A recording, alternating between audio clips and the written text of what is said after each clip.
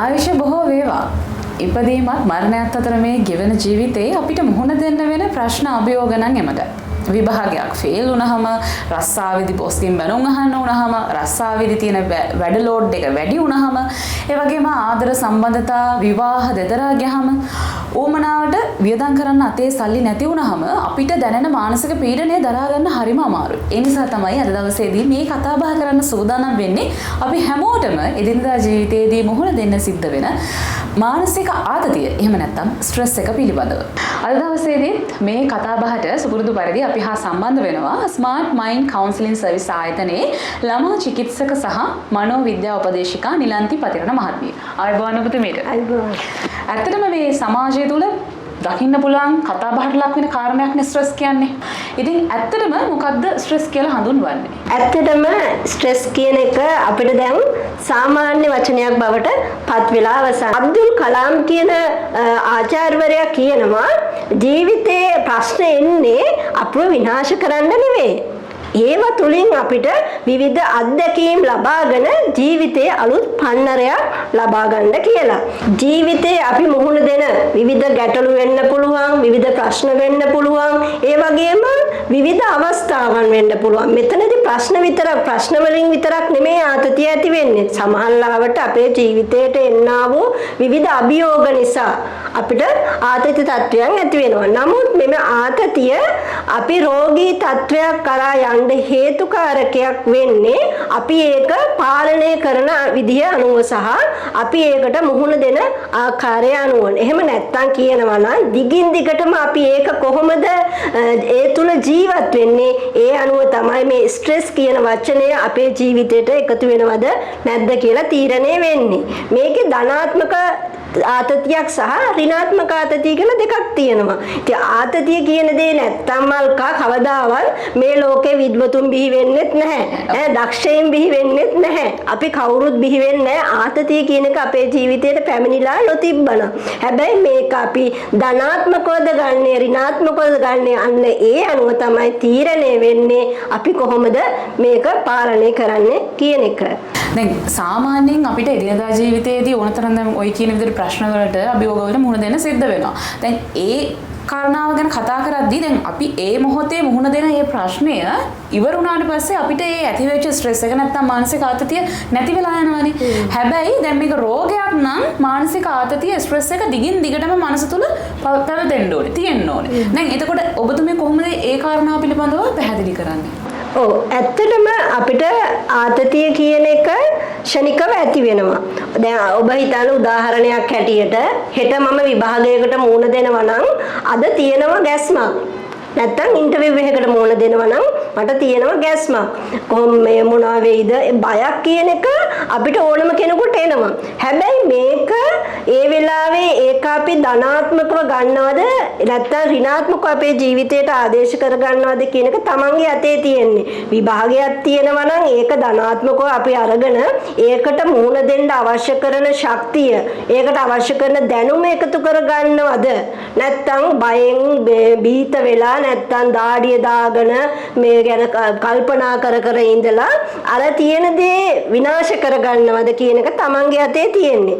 මේ ආතතිය අපිට ඇති වෙන මොහොතේදීම ක්ෂණිකයෙන් තප්පර ගානකින් නැති වෙලා යන දෙයක්. හැබැයි මේක අපි ඕවර් තින්කින් කරන්න ගියොත්, ඒ ඔස්සේ දුවන්න ගියොත්, අපි ඒ සිතුවිල්ල ඔස්සේ දුවන්න ගියොත් අන්න ඕක තමයි පස්සේ හිමින් ආතති තත්ත්වයක් බවට පරිවර්තනය වෙන්නේ. දැන් අපි සාමාන්‍යයෙන් දෙයකට ස්ට්‍රෙස් වුණාම නැත්නම් මානසික ආතතියටපත් වුණාම කොහොමද අපි දැන් ඒක හඳුනාගන්නේ? සාමාන්‍යයෙන් දැන් මම ස්ට්‍රෙස් වුණාම මට දැනෙන ලක්ෂණ ටිකක් තියෙනවානේ. අපි කොහොමද ඒක හඳුනාගන්නේ? ඔව් අපි ඕනම කෙනෙකුට මල්කා එක හඳුනා ගන්න පුළුවන්. ක්ෂණිකව අපිට යම්කිසි ආතතියක් ඇති වුණ ගමන්ම අපේ ශරීරයේ යම්කිසි වෙනස්කම් සිද්ධ වෙනවා. ඒ කියන්නේ අපි යම්කිසි පීඩනයකට යම්කිසි සිද්ධියකට මුහුණ දුන්න ගමන්ම අපිට ක්ෂණිකව දාඩිය දානවා. අපේ ඇඟේ දාඩිය දාන්න පටන් ගන්නවා. ඒ වගේම තමයි අපිට හද ගැස්ම වේගවත් වෙනවා අපි. ඒ වගේම තමයි අපේ කන් දෙක රත් වෙනවා. ක්ෂණික බයක් ඇති වෙනවා. ඒ වගේ පුංචි ලක්ෂණ ටිකක් තියෙනවා. හැබැයි මේ ලක්ෂණ අපිට ඒ සිද්ධියට මුහුණ දීලා ශනිකව හපව නැති වෙනවා. පොඩි වෙලාවකින් නැති වෙනවා. නමුත් මේවා අපි මේ සිද්ධිය තුල ඒ කියන්නේ ආතතිය පාලනය කරගන්න බැරුව අපි මේක රෝගී තත්ත්වයක් කරා යනවා කියලා කියන්නේ මේක නිතර නිතර බය වෙන්න ගන්නවා මෙයා. නිතර එයා නපුරු සිහින දකින්න ගන්නවා. එයාගේ නිින්ද හැමතිස්සෙම අක්‍රිය වෙන්න ගන්නවා. ඒ වගේම තමයි ඒ වගේ සිදුවීම් වෙනත් ස්ථානවල සිදු වෙනකොට එයාට සිදු වෙනවා වගේ එයාට දැනෙන්න පටන් ගන්නවා. කාන්තාවන්ගේ ඔසප් චක්‍රයේ වෙනස්කම් අනිවාර්යයෙන්ම ඇති වෙනවා. ඒ වගේ අක්‍රියතාවයන් සිද්ධ වෙනවා මේ ආතතියේ ජීවත් වෙන පුද්ගලයන් තුල. ඇත්තටම අපි මෙතෙක් වෙලා කතා කරා වගේම ඒ පුද්ගලයා තුල තියෙන්න පුළුවන් නොරුස්සනා ස්වභාවය, කනස්සලු ස්වභාවය කියන දේවල් ඇත්තටම මානසික ලක්ෂණ විදිහට පෙන්වුම් කරන්න පුළුවන්. මේවත් එක්කම තමයි ඊළඟට ඇති වෙන්නේ මේ සම්බන්ධතාවල ගැටලු. ඒ කියන්නේ එයා නිතරම නොරුස්සනා ස්වභාවයෙන් ඉන්නේ. නැත්තම් කලකිරුණු ස්වභාවයෙන් ඉන්නේ. එතකොට මේ සම්බන්ධතාව පවත්වන පුද්ගලයන් සමග නිතරම මෙයා කලාකාරී තත්ත්වයන් ඇති කරගන්න ඉඩ තියෙනවා. වෙනදා තිබුණු සුහදශීලී බව, එතකොට ආදරණීය බව ගිලිහිලා එයා නිතරම කලබලකාරීව ඇසිරෙන්න බලන ප්‍රමාණය වැඩි. අපි කතාවට කියන්නේ හොස්ස ළඟින් මැස්ස යන්න බෑ කියලා. අන්න ඒ වගේ වුණාම එතකොට පොඩි දෙයක් කිව්වත් සමහර ලාවට එයාට කියපු දේ සතාම සියුම් දෙයක් වෙන්න පුළුවන්. නමුත් මෙයාට කේන්ති යනවා ඕනකටත් වඩා. එයාගේ මූණ බලපුවාම ප්‍රියමනාප නැහැ සමහරවල්ලාට. මූණ එල්ලගෙන ඉන්නවා වගේ පේනවා. කලකිරිලා ජීවත් වෙනවා. එපා වෙලා වගේ ජීවත් වෙනවා. එතකොට අපිට හිතන්න වෙනවා යම් කිසි ගැටලුවක යම් කිසි ආතති තත්වයක මෙයා ජීවත් වෙනවා කියලා. ඒ වගේම තමයි සමහර වෙලාවට අධික්‍රියාකාරී වෙනවා මේගොල්ලෝ. සමහර ලාවට එයාලගේ වැඩවල වේගය වැඩි. සම්බාණ්ඩ මුට්ටු තියෙනවා වේගය වැඩි. සමහර ලාවට මේ හිමින් කරන්න ඕනි දේ වේගෙන් දඩි පිටි ගාලා කරනවා. පඩු පොළවේ ගහනවා වගේ දේවල්. එතකොට මෙයාගේ ස්වභාවය ශාරීරිකව සම්පූර්ණම වෙනස් වෙලා තියෙනවා. එතකොට මේවත් අපේ සම්බන්ධතාවලට බොහොමයක් වශයෙන් ගැටලු සහගත වෙන්න පුළුවන්. ඒ වගේම දරුවන් අතරත් ඔය යෞවන වයසේ දරුවන් අතර බොහොමයක් මේවා දකින්න පුළුවන්. හයියෙන් දොරවල් වහනවා. සමහරවල්ලාට ළඟ තියෙන එකට පයින් ගහගෙන යනවා. ඉතින් මේවා සමහර වෙලාවට ඒ අවස්ථාවේ මූණ දුන්නා වූ දේ සමග සම්බන්ධතාවයකුත් නැහැ. එයාගේ හිතේ පැසවමින් තිබුණා වූ ආතති තත්වයක ප්‍රතිඵලයක් වෙන්න පුළුවන්. මොකද ඒ අවස්ථාවේ එහෙම දෙයකට එයා මුහුණ දීලා නැහැ. අර පොඩ්ඩක් කතා කරත් ඇඟිල්ලෙන් එන්නත් සමහරවල්ලාට තරහ යනවා එයාට. එයා ක්‍රියාකාරීත්වයෙන් එයා වෙනසක් පෙන්වුම් කරනවා.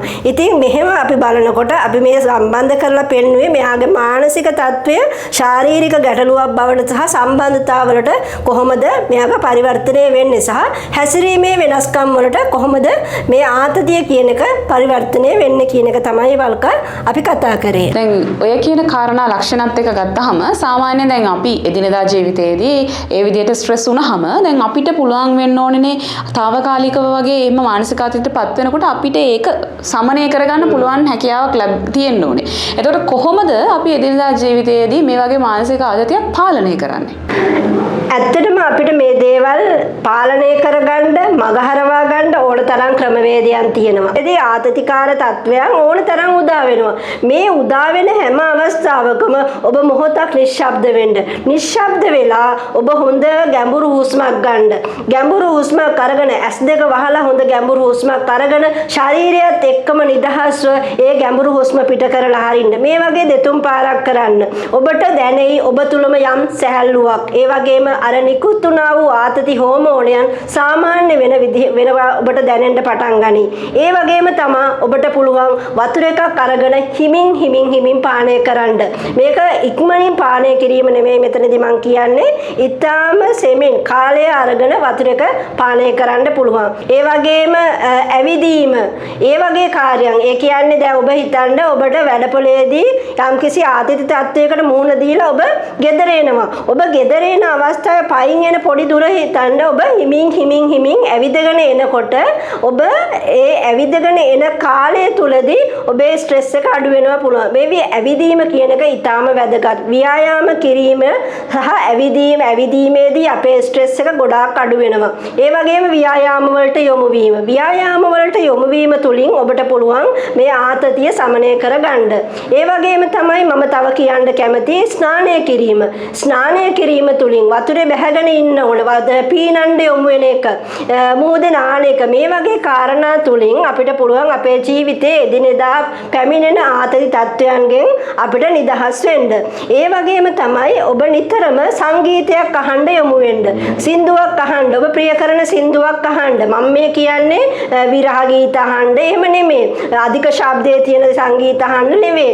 ඊටාම ලස්සන සින්දුවක්, මියුසික් එකක් අහන්න. නැත්නම් ඔබට පුළුවන් රිලැක්සින් මියුසික් එකක් අහන්න. ඒ වගේම පුළුවන් චිත්‍රපටයක් බලන්න පුළුවන්. ලස්සන නාට්‍යයක් බලන්න පුළුවන්. ජීවිතේ කලකිරෙන චිත්‍රපටි නෙමෙයි. ජීවිතේ කලකිරෙන නාට්‍ය නෙමෙයි. රසවත් දෙයක්, සිනහ වෙන්න පුළුවන් දෙයක් ඔබ නැරඹීමට යොමු වෙන්න. මෙන්න මේ පුංචි දේවල් කරනකොට ඔබට දැනේවි ඔබ ආතතියෙන් මිදෙන ආකාරය. ඒ වගේම තමයි හැම වෙලාවෙම තව කෙනෙක්ව ආශ්‍රය කරන්න. ඔබ තනිව ගත කරන කාලය ඊටාම අඩු කරලා යහළුවෙක් ආශ්‍රය කරන්න. තව පුද්ගලයන් ආශ්‍රය කරන සමාජගත වෙන්න. අනිත් අයත් එක්ක කතා කරන්න, හිනහ වෙන්න, ඔබගේ අදහස් බෙදා ගන්න කාලයක් ඔබ හොයාගන්න. එවිට ඔබට දැනේවි ඔබ තනි වුණ කෙනෙක් නෙමේ. ඔබ ආතතිය කෙලින්ම වෙනත් අතකට යොමු වෙලා ඔබ සතුට සමාදානයත් සමග ජීවිතේ ඉස්සරහට යන එක. මේ කාරණා ජීවිතයට ආදේශ කරගැනීමෙන් ඔබට පුළුවන් වෛද්‍යවරයෙක් වෙත යොමු වෙන්න කලින්, ඒ වගේම උපදේශක කෙනෙක් වෙත යොමු වෙන්න කලින් ඔබේ ජීවිතයේ එදිනෙදා පැමිණෙන ආතති තත්ත්වයන් තුළින් ඔබටම නිදහස් වෙන්නට. දිගින් දිගටම ඔබ මේ ප්‍රශ්නය පිළිබඳව කරදර වීම නිසා ඔබේ මනස ආතතියෙන් පීඩා විඳිනවා නම් ඔබ රෝගී තත්ත්වයට පත් වෙන්න පුළුවන්. ඒ පිළිබඳව තමයි මේ දැන් අපි ඔබව දැනුවත් කරේ. ඔබට මේ ආතති තත්ත්වය හමුවේ මේ ප්‍රශ්න කතා බහ කරලා ඔබට යම්කිසි විසඳුමක් ලබා ගන්නට අවශ්‍යයි නම් ඔබට පුළුවන් ස්මාර්ට් මයින්ඩ් කවුන්සලින් සර්විස් ආයතනය හරහා මේ පිළිබඳව කතා බහ කරලා ඔබේ මානසික තත්ත්වය සමනය කර ගන්නට.